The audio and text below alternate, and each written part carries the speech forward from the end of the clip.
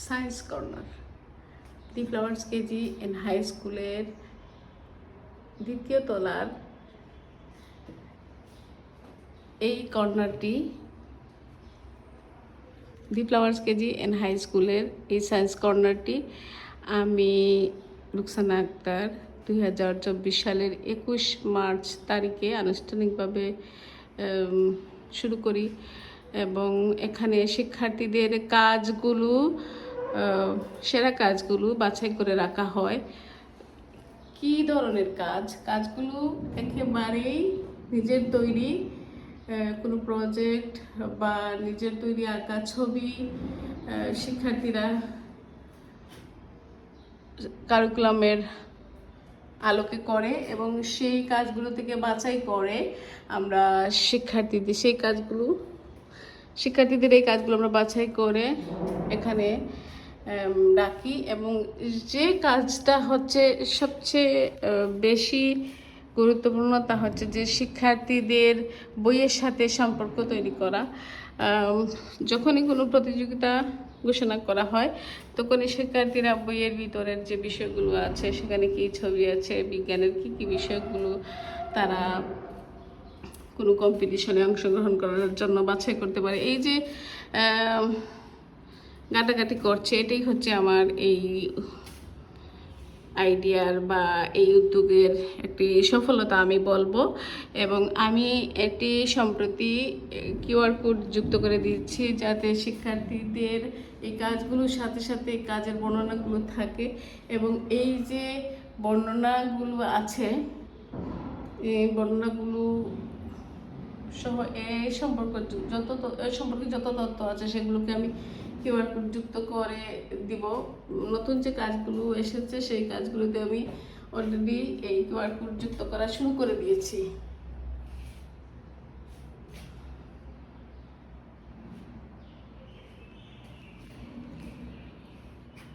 শিক্ষার্থীরা এই ধরনের কাজ করতে কোনো অতিরিক্ত খরচ করতে হচ্ছে না, সেটা হচ্ছে একটা বেশ ভালো দিক যে তাদের খরচ ছাড়াই ছবি এঁকে বা কোনো আইডিয়া দিয়ে সে যেমন এখানে একেবারে একটা হার্ড বোর্ড দিয়ে করেছে এই কাজটা। এখানে সে এই যে হার্ড বোর্ড দিয়ে তার দারুণ আইডিয়াটা সেটাই কিন্তু একটা গুরুত্বপূর্ণ বিষয় যে সে কে কত সুন্দরভাবে করতে পারছে বিনা খরচে কিংবা একেবারে ফেলে দেওয়া জিনিস দিয়ে।